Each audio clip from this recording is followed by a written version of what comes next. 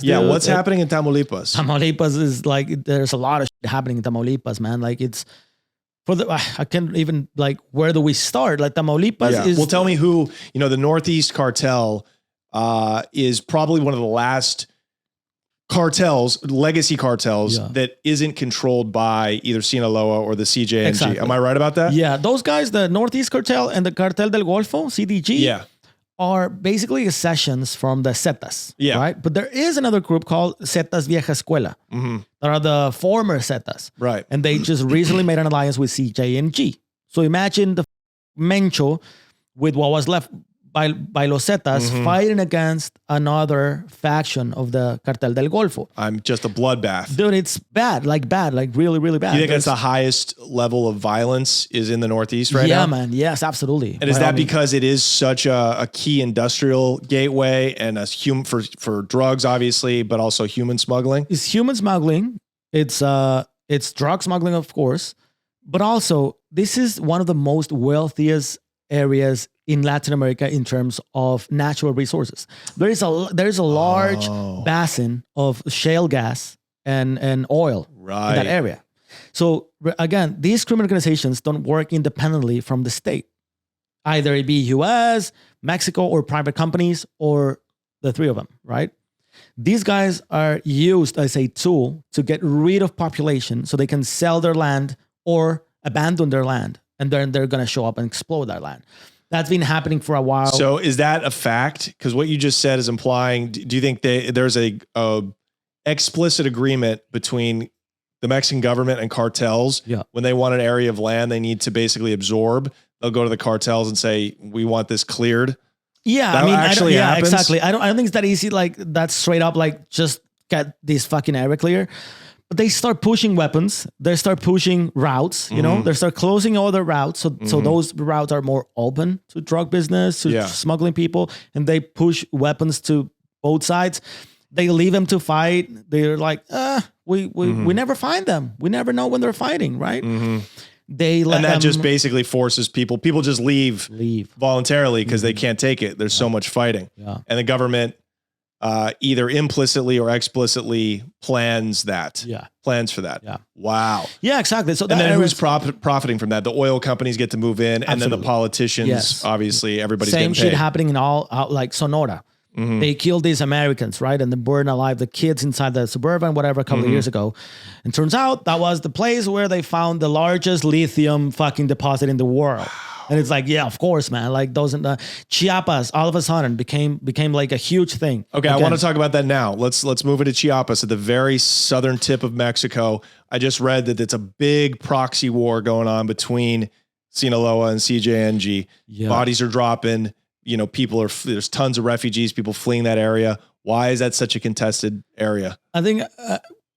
Again, like it has a component of having a lot of mining companies interested in natural resources in Chiapas. There are large quantities of plata, of silver, and other different minerals in Chiapas, right? So, I mean, coincidence? I don't know, man. It's very suspicious, right? They claim in the headlines that it's a human smuggling route. That's what they're battling. Which it makes sense, right? Also makes sense. I don't think there's only one factor that drives violence, right? It's different factors putting in. The dangerous part of Chiapas is that you have guerrillas like the ZLN, that is a strong, internationally supported guerrilla, the Ejército Zapatista de Liberación Nacional. And also you have the first and only indigenous cartel. It's called the fucking Cartel Chamula, right? And those are like indigenous descendants of the Mayans. People. Yeah, exactly. They're Mayans. And they're getting into Chamula. They don't even speak Spanish, some of them. Like they speak Mayan, right? They speak their own fucking, Wow. And they form not a guerrilla like the ZLN. They form a cartel, a criminal organization called Cartel de Chamula. And they're extremely violent. And they are being supported by Los Zetas Vieja Escuela, what was left of Los Zetas. So they're fighting against the Mexican military. They're fighting against the ZLN. They're fighting against the Cartel Jalisco and the Cartel Jalisco and El Mayo Zambada's faction of the Sinaloa cartel. Holy shit. The ZLN recently came out and said, we are at the verge of a civil war that's going to begin in Chiapas, because this is crazy. You have mining companies abusing everyone. Mm-hmm. You have Cartel Chamula. You have the fucking CJNG.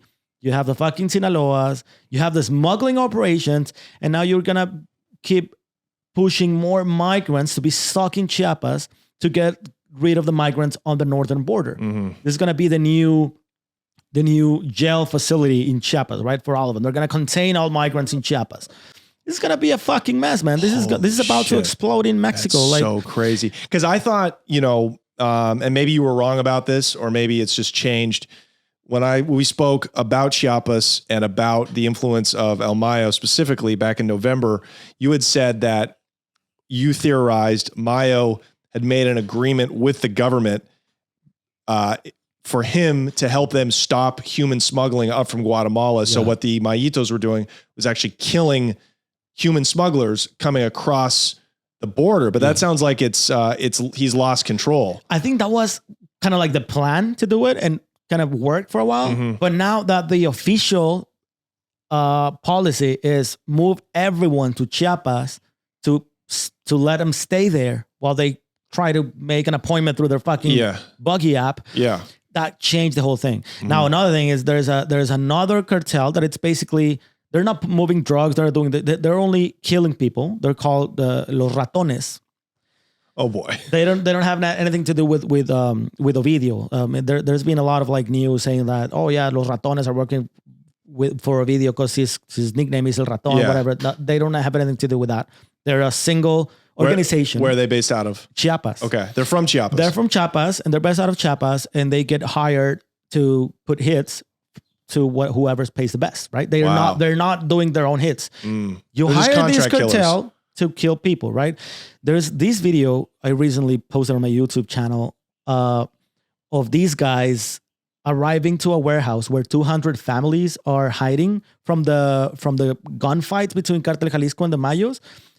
And my theory is that they got hired by the mining company because they are at a mining site.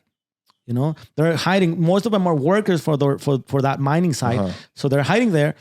They open the warehouse and start killing people, right? Like openly, they open fire against like the whole fucking families. Mm-hmm. They're trying to displace them. Once the families left their territories, they stop. They're like, okay, so we're good. The violence stopped. Wow. They're trying to displace fucking people from these areas, man. And that totally makes sense. I mean, it doesn't take much imagination. Even a guy like me who's not like a conspiracy theorist could see, executives from a mining company meeting with, these guys, Los Ratones. Yeah. And I mean, look, crazier things have happened in Mexico every day. When I was in Sonora trying to investigate what happened to this family and shit, one of the bad guys for the Sinaloa cartel introduced me to the chief of police of this small town in Sonora, right? Because, of course, they're friends. Of course. They work together. And then this guy, we're doing a lot of blow and shit. So they get their mouth very loose. Yeah. And he was telling me how the... You should write that off. Yeah. At the end of the year on your taxes. So this guy was telling me how these mining company... The mother company of this mining company exploring the lithium deposit there is Chinese. Oh, right? Of course, it's Chinese. And they they talked to this guy, head of police of this very small town, say like, hey man, can you help us secure this area? And I was like, did they know that you work with us in the local cartel? They're, of course, that's where they called me. They don't want me or my corporation. Right. We're like 5 fucking police officers around here. How much security can we give to this company, right? Yeah. They wanted to go through me to talk to the cartel. So it's plausible deniability. You have a buffer. So you have your Chinese mining company, you go to the cops. So it goes mining, you have China, and then you have the mother company, and then you have the subsidiary in Mexico. Which is Mexican, Mexican. And then they talk to the chief of police, the official, right? Hey, we need protection. Because we need someone to take care of this land, right? There is no other cartel fighting that land. So why will they need protection for it, right? They just wanted to get rid of people because people started complaining about they contaminated their only river they have there. Of course.